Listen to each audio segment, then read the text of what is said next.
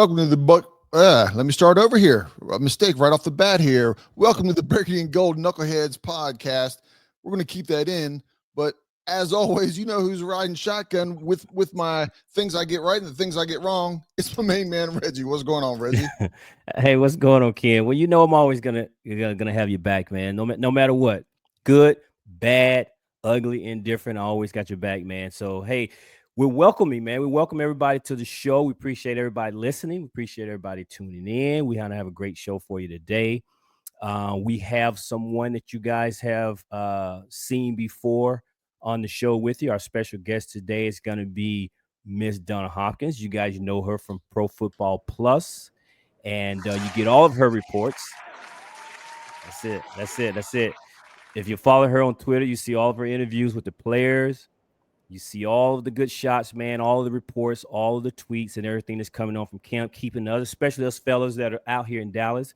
She keeps us up abreast on everything that's going on. So again, Donna, welcome to the show and thank you. Hey, fellas, it's good to be back with you all because it's football. Are you all ready? Yeah. Always 24/7, 365. You know, it doesn't take long when the season ends. A week or two, okay, you get a little relief. You get a couple Sundays back, but man, it's, by mid-March, I'm ready for the season to start again. Hey, look, I don't even get that break because training, OTAs, the draft, rookie mini camp and all of that is in the swing early for me. So, but it's really in the swing and getting for real now with preseason that started and, training camp across the league is really getting the second preseason game is getting ready to take place for all teams, and that's the reason why I say it's getting real right now. Yeah, absolutely. And so since the last time we had you on during the spring, and two major things have happened since the last time we had you on, which is the official announcement of the team return to DC, and we've had what I think many of us are surprised, which is essentially a holdout by our star wide receiver Terry McLaurin. So those are the two biggest things that have happened over the summer.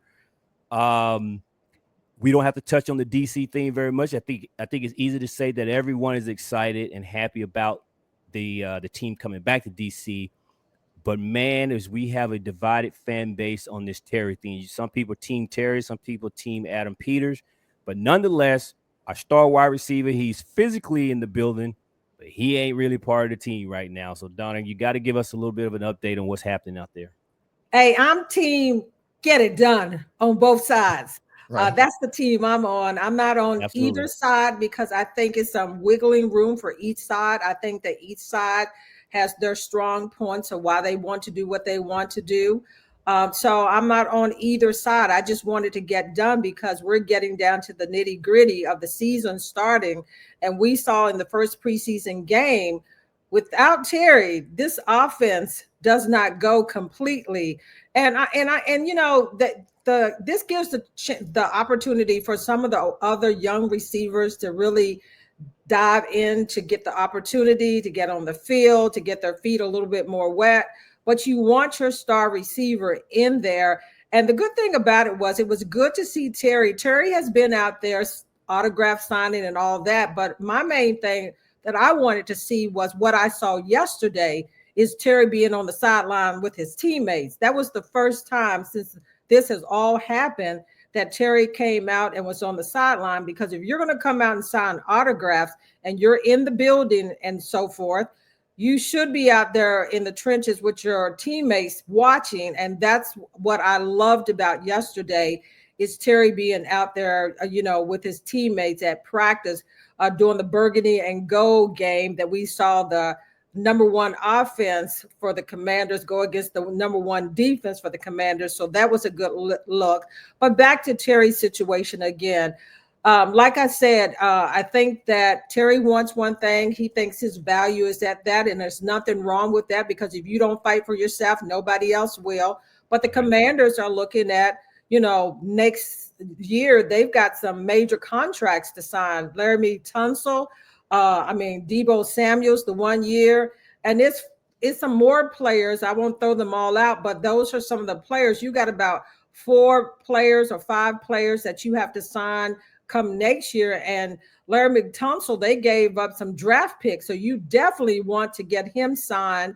And you can't give a lot of money away when you know you got some other ticket players coming up next year. So I don't know what the numbers is. I won't get into that about what they're offering Terry, because so many things have been thrown out. But guess what? I'm not in the room with Adam Peters. I wish I was a fly on their shoulders, both Terry and Adam Peters, on the other day to hear what that conversation, but it probably wasn't anything major. I mean, it just is a good look that those two guys are still communicating, but I don't know what the numbers are. People had said that the Commanders offered this amount and this amount of guaranteed money. And, somebody said that it's not what Terry is asking for because he's asking for this amount. Unless you are definitely in the room with those two entities, we don't really know what the numbers are. But, if they can get this done where possibly, I know Terry wants Metcalf money, and everybody is talking about the age situation and, this analytics things that they're looking at of what when a receiver turns 30, that does not pertain to every person. And I wish they would get off of some of that to look at, because a Darrell Green played for how many years and he didn't lose a step in whatever. And Terry, if you take care of your body, receiver, whether you 30 years old, and by the time they re-sign him, he'll be 31. So they're looking at what the analytics say, but they're not looking at, hey, is this guy still performing each year? So, I mean, like I said, both sides have a great argument, but the key thing is we know that we need Terry as that receiver out there, because you need somebody that is going to get the job done. And the offense does look a little off without Terry being in there. That we can call for sure.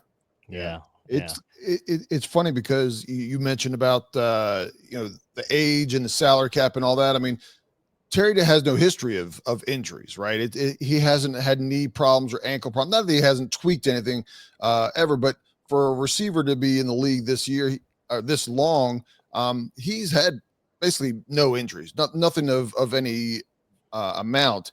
And you talked about the salary cap. It's funny because I was just looking with Adam Peters taking the salary cap into consideration. They've done an excellent job of managing the salary cap. Talking about the players, the Washington Commanders next year for 2026, they only have dead money, $163,000 in dead money. That's it. I mean, that's crazy that you're not even in the millions when you have teams like the Saints that are like 56 million.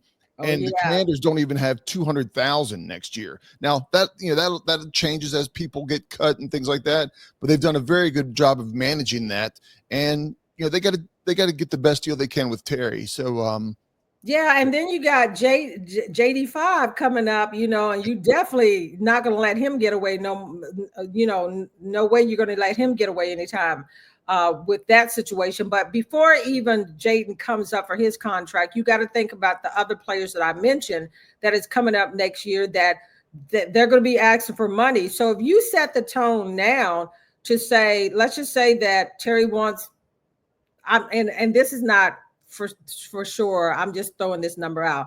If he wants 35 million per year, they would backload a lot of that, where you'll never see that because it'll be so many incentives that you need to get that. But the other thing you got to remember is that if you pay Terry this amount that he wants, whatever it is, then it's going to be precedented that these players come up next year is going to want a big salary, and you're not going to have that money. So you have to be mindful of that also, looking ahead to next year and what the tone of this is setting for the other players that want to get paid also. But the key thing is we got to look at this too, is that come training camp, at the end of training camp, at the end of preseason, receivers are going to be cut by teams. Some big names may be cut, that may surprise you, or receivers that can come in here and help this team. That's how they got Noah Brown last year, is that, they picked him up. He was a great addition to this.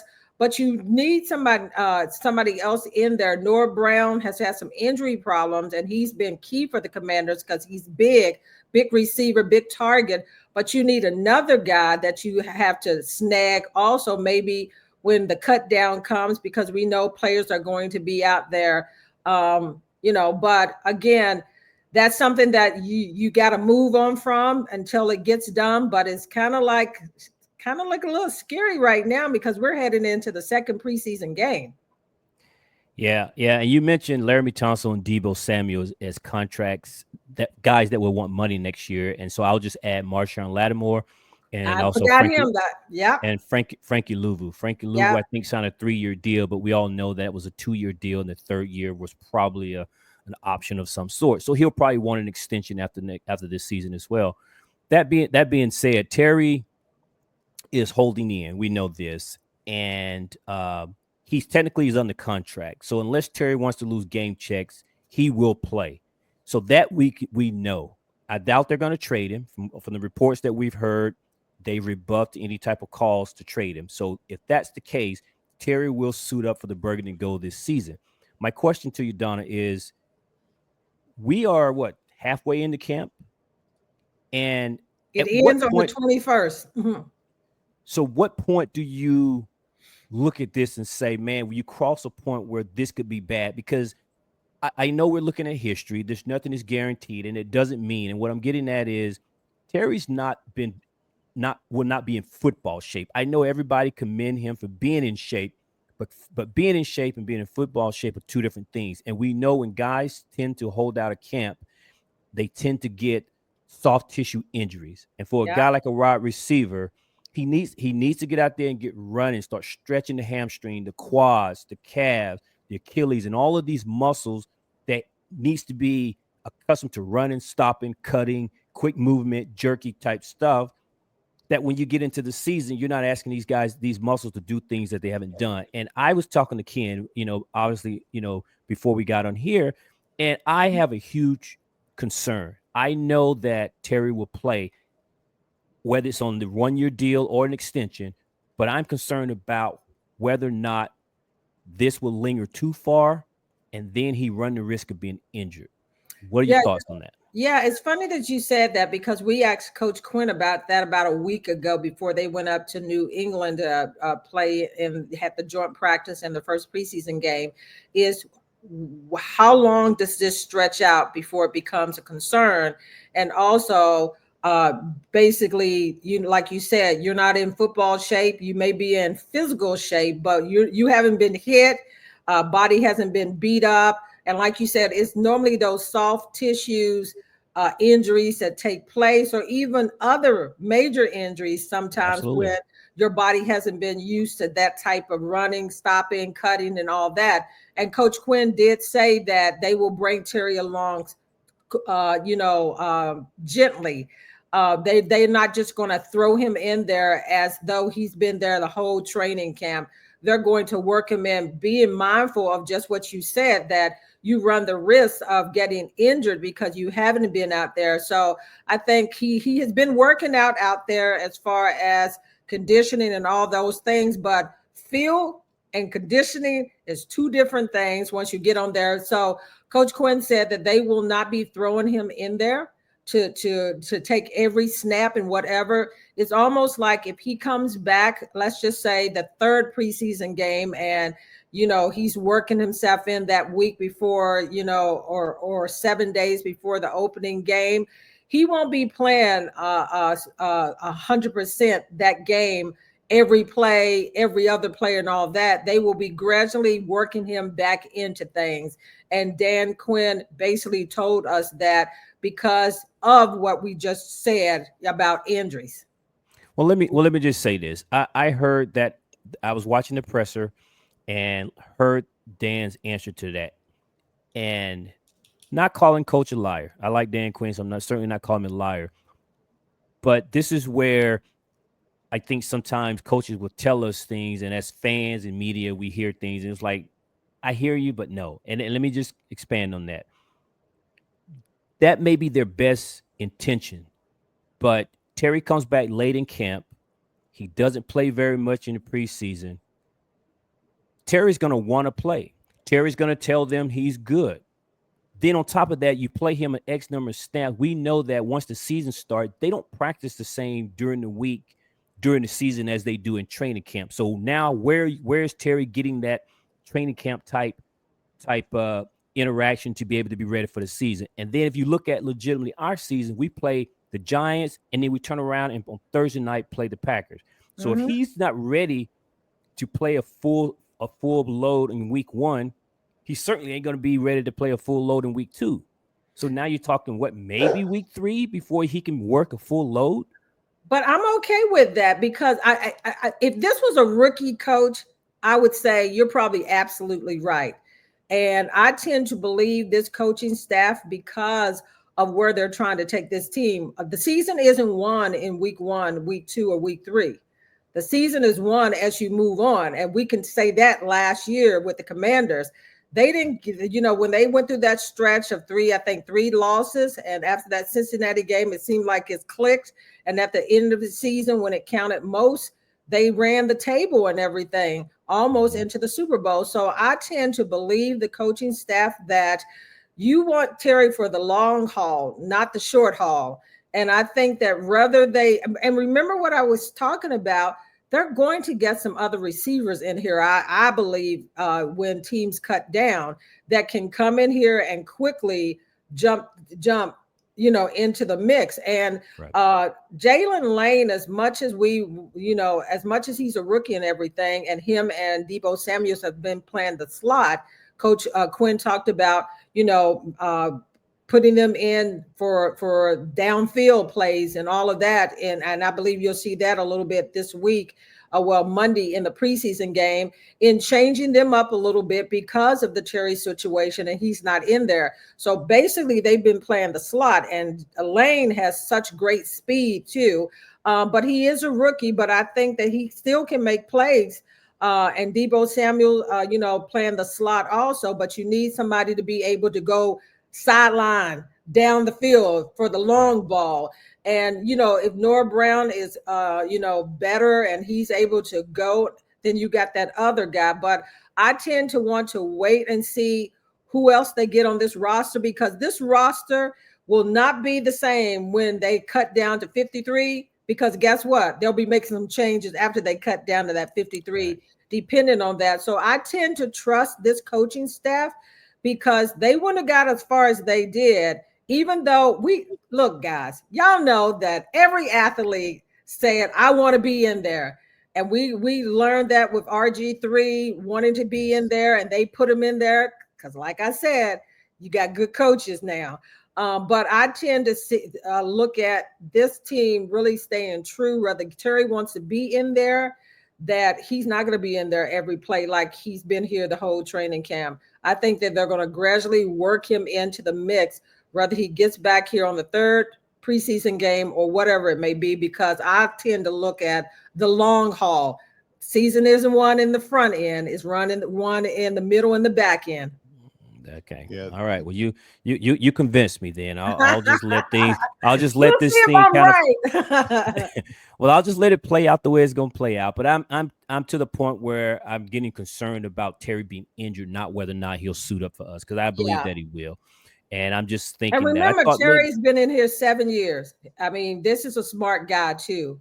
I mean, he knows that as much as he wants to play, he understands that it's a process that to go from the being in shape and being in football shape. And that's what I think. And this is the thing about preseason. It's only 3 preseason games. And I don't think that whether people are there or not, the first part of the season is so sloppy because we don't have enough preseason games. So the first 2 or 3 games is sloppy from a lot of most teams. Absolutely.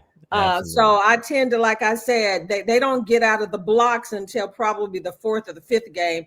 And sometimes that might be too late for some teams. That's right. As Cincinnati, they know how that is. Yeah. You talking about Terry, and you touched about some of the other players and how they've been looking. I mean, you're out there at Ashburn at training camp every day. Some of the big free agents and trades that they made, we need to hit on those, right? You're spending that money, you're giving that draft capital away. You know, the Tunzel, Debo, Samuel, Kinlaw, Lattimore, even while it wasn't a big cost to bring him on, you gave Michael Gallup a chance. How are these guys looking that, you know, are veterans in the NFL that we're bringing in to the team to try to make an impact? You know, they're not just, we don't want them to make the team. We want these people to be impact players. You say that again. I don't care about signing names and whatever. I want you to be impactful players if you're coming in here. So let's start with the offensive side of the ball. Laramie Tunsil, let me tell you, for real, it's the real deal. I saw him go. I was up in New England at the joint practice, and he just dominated. He was throwing people. It was like, what? I mean, it was almost like he just smacked them aside like the Incredible Hulk. And I mean, I saw him driving people. I mean, that's what you want in an offensive lineman, that they don't do the bullying, you do the bullying. And that's what I saw Laramie Tunsil do, you know, on the offensive line, and what he brings to that offensive line. If he can stay healthy and so forth, this is going to be an impactful player. They finally got that guy on that side. And Brandon Coleman, they definitely need him back, you know, because I think, and also Cosme too, because if you get those two players back, you are solid up front. Gallup, we saw him in that first preseason game, some drops and everything. I thought I could, but then again, quarterback play wasn't good either. The connection to the quarterback and the receivers was off pretty much all night, whether it was the receivers not running the right routes or the quarterback being off. I don't know what was happening in there, but the connection wasn't there. So Gallup, to me, I haven't seen enough of his production to say, oh man, he's really going to make this team. Even though being a veteran, I mean, he had some catches, but I thought one of the passes in that New England game was right there where he juggled it and everything in end zone. He should have caught that one. And being a veteran, you should be catching that. So I think that they're still trying to, the verdict is still out for him to be working in the receiver wise in general. So, I mean, for him, I think that I'm still not seeing enough from him, you know, being a veteran, but they're trying to throw other players in, some of those, Chris Moore, you know, which I thought had a horrible game in New England, and they had high hopes for him. So I mean, on the offensive line, the guys that are well, let me just say, Josh Connerly, the rookie, has played well. I think that he's going to be good because, you know, like he told me, you know, and then even the coaches said that if he makes a mistake, he's going to correct it and learn from it really quickly, and you won't see him make that same mistake over and over. So I saw in that New England joint practice from him, like I was talking to him afterwards. He beat some guys and some guys beat. So it was one guy beat him one time and he beat the other guy. So I think that I saw some good things from him. I think he's getting more relaxed in the offense. So I do like those two guys on the offense. Receiver wise, not there quite yet. I mean, I haven't seen guys step up where they said, I'm dominating this. I got this position. I'm making this team. But Jaden Lane, I think that he's done well. I think that Bill Merritt has played well. I thought he did some good things in the joint practice and and I think he was one of the bright spots in the New England preseason game. And I saw him do great things out at practice. So I think that he's really come on too. So I kind of like mix the guys on the offensive side that they got, whether it was the offensive line, the rookies. So I think that offense comes along a little slower because in that joint practice, in the Burgundy and Gold matchup yesterday, the defense just dominated. So now, since I'm talking about the defense, I thought that the secondary played pretty solid as far as yesterday. Now, we didn't see the starters in the first preseason game, and Up in New England, the red zone, they just executed the Patriots did in the red zone in that joint practice. So that was a good measure right there to see that. But I think the cornerback play is going to be good because on yesterday during that Burgundy and Gold session, Will Harris had some breakups, some passes, almost had an interception. Marshawn Lattimore had some breakups. I mean, the secondary shut down the number one offense for the Commanders. It was a defensive battle yesterday that shone really well. It was defensive pressure up front. You talked about, the guys that they bought in, Wise, Goldman, and those guys. I think that they're making the difference up there because I did see a lot more pressure from those guys that they bought in through free agency. And even like Jonathan Jones right now is nicked up a little bit. But I thought that Percy Butler has had a solid camp. You can see a lot of, improvement growth from him. Quan Martin, I'm just throwing that out. These are not the new players, but I'm just saying how good that secondary looked. And the telltale is going to be next Monday when they have to go up against those receivers that they have for Cincinnati, Chase and all that, to see how they match up. And then Trey Amos has really played well. I mean, the first that joint practice, when I asked him how did he think he did, he said, you know what?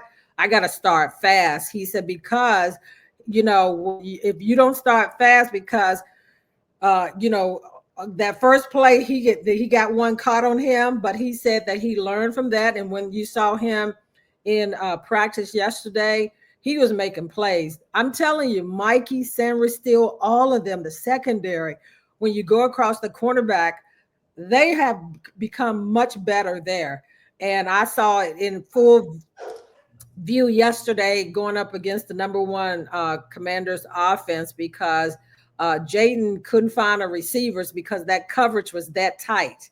And then I think, like I said, the defensive front was really putting the pressure. And I'm always measuring a game with opponent. I mean, I saw good things in practice from these guys, but I want to see, come Monday when they go up against the number one offense of Cincinnati and see how everybody matches up then. Well, let me ask you this question. I am self-admittedly, Donna, a little slow to get too excited about some of the things that we see that are good for us, because we've had some bad for so long that I'm always like, I just need to wait and see it. I can see something that looks good, but man, I don't know if I should get too excited about it. I need to see a little bit more. I agree. So that being said, you just spent some time raving about the defense, and all the reports that we're hearing is about the defense. And I do believe as the season progresses, this will be an improved defense. It has to be. I mean, I think it finished 30th last year. So it will be. But what I'm getting at here is the defense really look that much better? Or is it simply because who they're going up against in practice? I've heard the reports saying the receivers aren't getting open. They're not getting the separation. So you got the KJ Osborns, you got the rookie Jalen Lane, and you don't have Terry. So you don't have Noah Brown. You don't have your normal receivers. We didn't see them play in the preseason, so we can't say how they really would have looked as a defense. But then they're in practice, they're playing against wide receivers that are going to be your third, fourth, fifth string guys. Some may or may not make the squad. So is the defense really that good? Or is it they look good because of the quality of the receivers that they're playing? Hey, you got JD5 back there throwing the ball, right? I don't care what receiver is there. Yeah. But the key thing is whether it's your second string, third string, or whatever, you still have to shut those guys down. And that's what I saw the other day is they did not allow those receivers, no matter who was in there. I mean, they're NFL players. That's what we got to remember. Whether they're second, third, fourth, or whatever, they're NFL players. So the key thing is no matter what the coaches always tell you, no matter who's in there, whether they're the first tier, second tier, all that, you're supposed to play at that level as though they are first round players. So that's what I'm talking about when I'm looking at that, is that they did not give Jaden Daniels a lane to find receivers, and he did connect to Zach Ertz. That's his main target right there. And Zach caught the balls. He has looked great in camp also. So I mean, Jaden was getting passes over the middle, but it wasn't like downfield. That's the thing about it, is those cornerbacks was, in their skin. This is a thing that I noticed with the cornerbacks this year, is that they don't play 5 yards off of people. They up playing physical, especially Trey Amos. And the other ones, you could tell that they are more up. Now, like I said, the telltale, and I'm always measuring, like you said, is how would they perform going up against a Cincinnati? That's why we have preseason. But they're doing what they're supposed to do. And as Doc Walker was talking to me the other day, he said defenses always are ahead of the offense to start any season off, because they're not seeing anything yet as far as game plan. And they probably won't see that against Cincinnati. It'll just be somewhat vanilla, but it'll give you a chance to go up against their number one offense and their number one defense. So I'm not saying that this is like the greatest thing that I'm watching, but I'm kind of seeing players produce of they are better. Now, how much better are they than last year? I think that you have to say that they're way better as far as the pass rush. Johnny Newton has had a good, solid training camp too, preseason. Coach Quinn them are raving about him. So I think that they are better. How much better? I think the pass rush will be better. The run defense has to be better, because that was one of the biggest problems that they had last year, is the run defense and having players to be able to guard the tight ends. And I think that you have the linebackers and the safety. The safeties are really good too, I think, this year. So I think what I'm saying is you have a lot more depth this year than you had last year. You have more depth on the offensive line, that you have players that can play multiple positions. So if injuries happen, you've got Coleman that can go from guard to tackle. He's back to his, his true position, but you know that you can interchange him and some of the other players across the offensive line. The same with the defense. You got players that can interchange. I talked to Daryl Tapp after that joint practice, and he said that he saw them in that joint practice doing what they've been telling them to do, as far as being aggressive, as far as, you being the aggressor, you being the dictators, you being the bullies, and so forth. So what they've been trying to instill in these players, he said that he's seeing them. I can only go by what he's saying and only what I'm seeing out there. But me, the proof is in the pudding against opponent.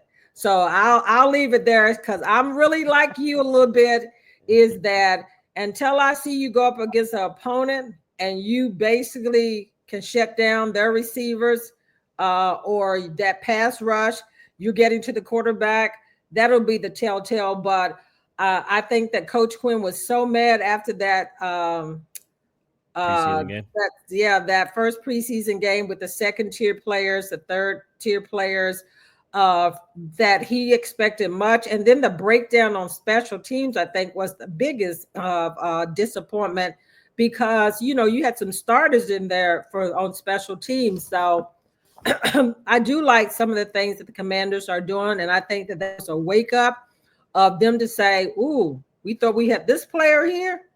We still need to shop some." And you saw that with cut downs this week. Hamilton was gone. That they drafted him last year. This team means business as far as trying to get the right people in here. Was that a shock? I mean, I know it's not a lot of fans might not even know the name because he didn't get a lot of playing time, but was that a shock at all within the camp or within the media? Well, I think that everybody expected him to not be on the chopping block, but he hadn't had a really solid training camp. I mean, I don't think that, I mean, we still didn't think that he would get cut. But again, this tells you something about this team is that even though they drafted him last year, it didn't work out. I mean, he had opportunities. In that linebacker room is a good linebacker room, but I think that because he hadn't shown anything in training camp and then in that preseason game, the Commanders wanted to give him an opportunity to catch on with another team if possible. And that's a good thing, is that he wasn't going to make this team after that first preseason game, versus keeping him a little longer and you were going to probably cut him. Give him a chance to snag on with another team.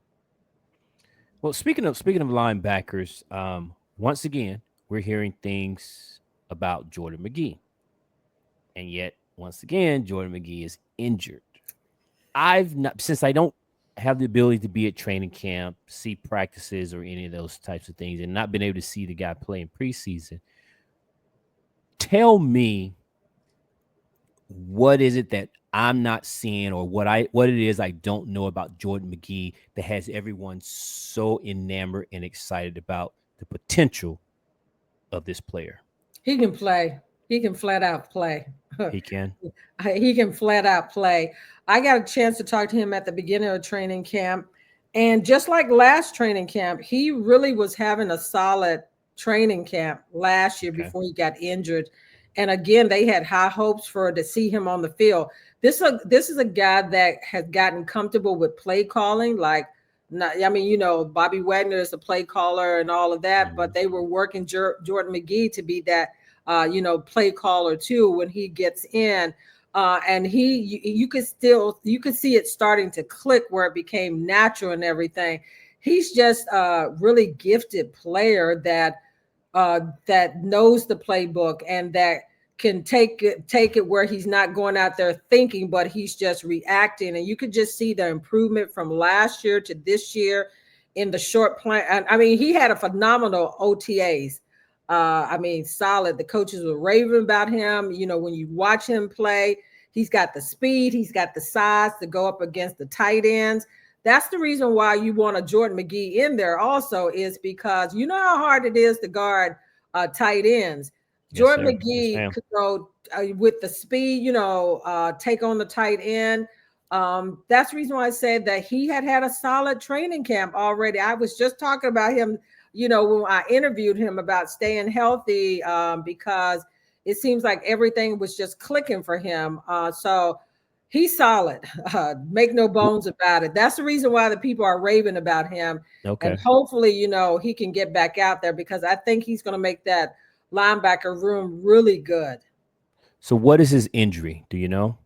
That I don't know, because they keep things close to the vest. That's one thing about this team, is that I didn't even know about some of the Noah Brown's. I still don't even know about Noah Brown's injury, what that was from OTAs. Right. And they haven't released that. So they keeping things tight to the vest, because they don't have to release about the injury to players right now. So I don't know what it is, and like I said, I don't even know still what Noah Brown's was. I just know that it was some leg injury and so forth. But they keep things tight to the vest. Yeah. You mentioned about the Burgundy and Gold game, that talking about the receivers, you're like, well, as long as you have JD5 out there, things are going to go well. Any chance that you see of the so-called, for quarterbacks, the sophomore slump? I mean, we saw it down in Houston with Stroud the year before.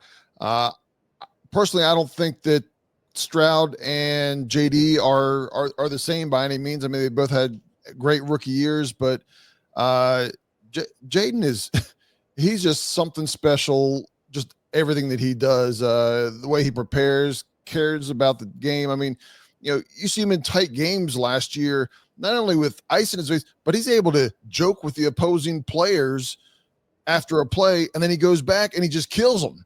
It's like a switch, off and on. And when it needs to be on, it's on. And then as soon as the play is over, he can laugh and smile about whatever. And then, He never lets anything bother him. It turns back on.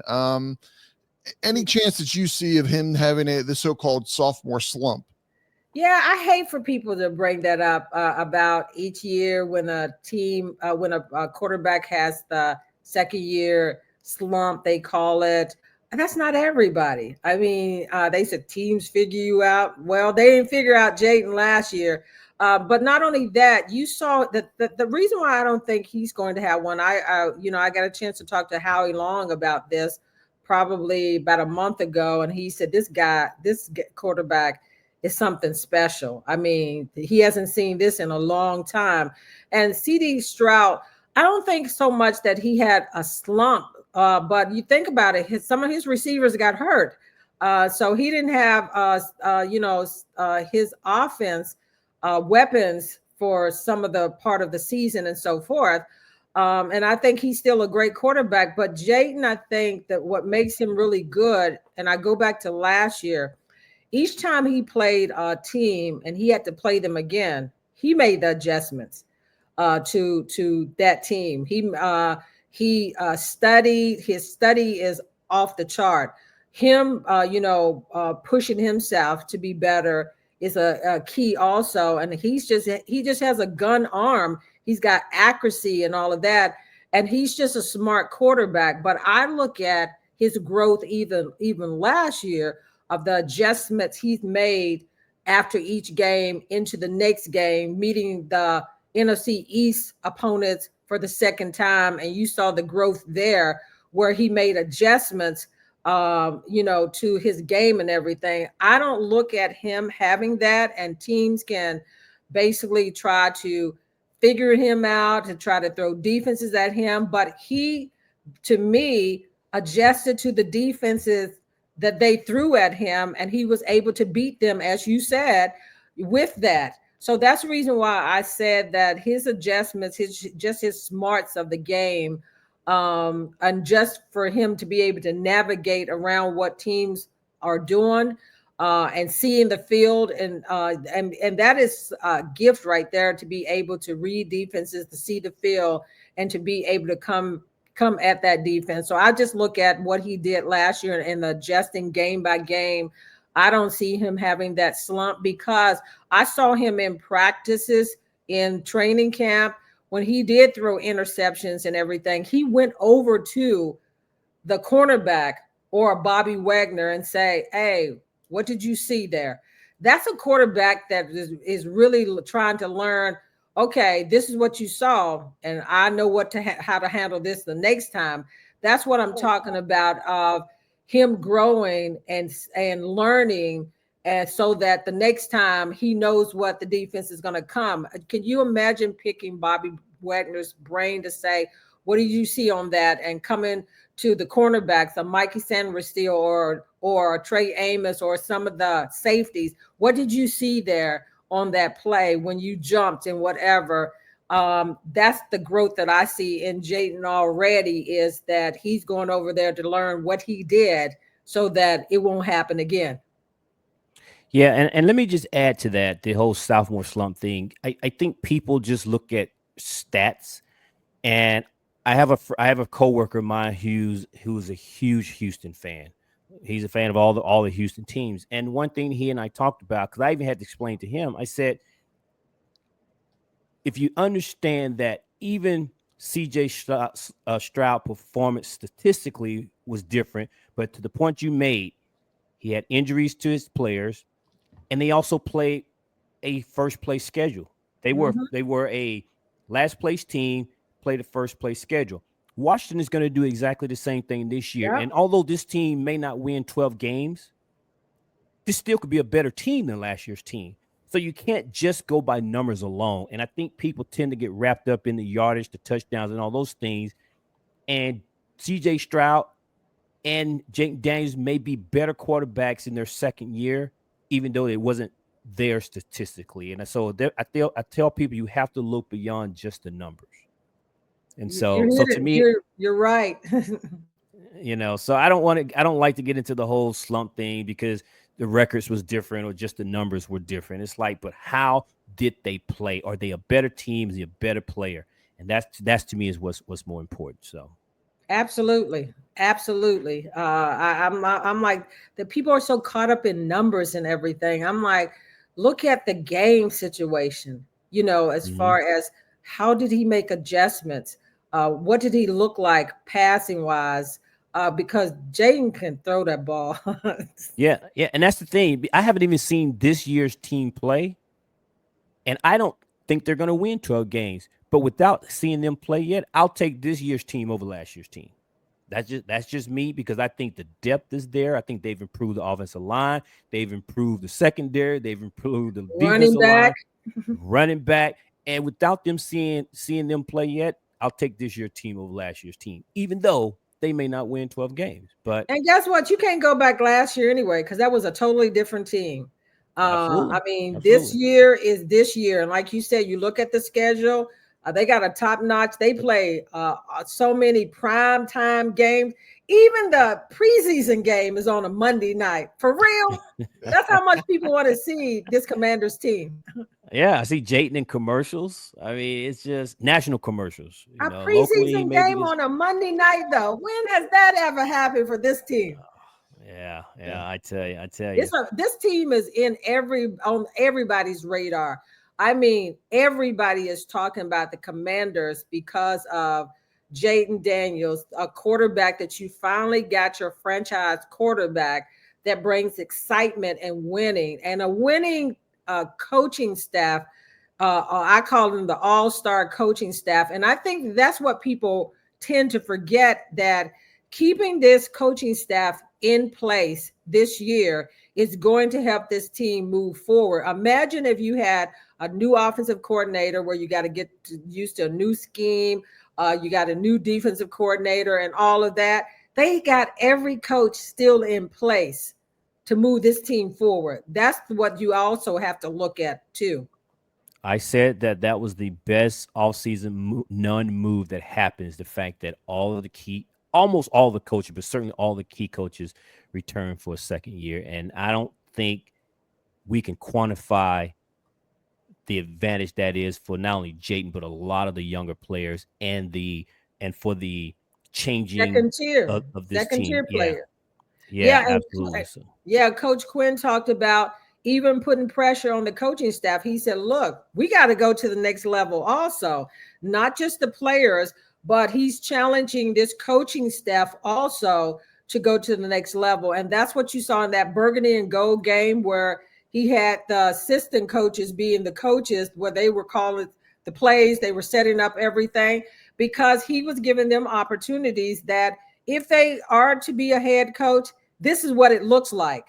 So I think that was good, that Coach Quinn is also grooming these coaches to be head coaches if that's what their desires is. So the pressure's on the coaching staff too, and Coach Quinn has put that. He said we got to elevate also, well, I which I love it. like that. It's not I just on love the it. players; it's on the coaches too. I love it. I love it. Well, Donna, we appreciate you taking some time, updating us. This is good stuff, man. I mean, you come in here and you get the quality. You can drop us some knowledge. Got some meat and potatoes in this stuff, and as always, we Try to give appreciate you a full course meal and throw a little dessert on it also. it. Well, we Hey, love it, and we appreciate it. yeah, and we're mindful of your time. Otherwise, we could sit here like a buffet and we could do this all night long, but we won't do that That to just you. means I got to come back, during the course of the season, when we get into the last preseason game, and after that game on Monday, where we can dissect it a little bit more of where we can see, because I tell people the preseason games is where you really can tell some things. I mean, you look at them going against each other, but as Josh Connolly said, you love to go up against an opponent to beat them up and knock them around and so forth. So, we just have to come back and finish getting the buffet meal, That's as it. we get into this a little longer. So all That's you got it. to do is That's just it. hit me up.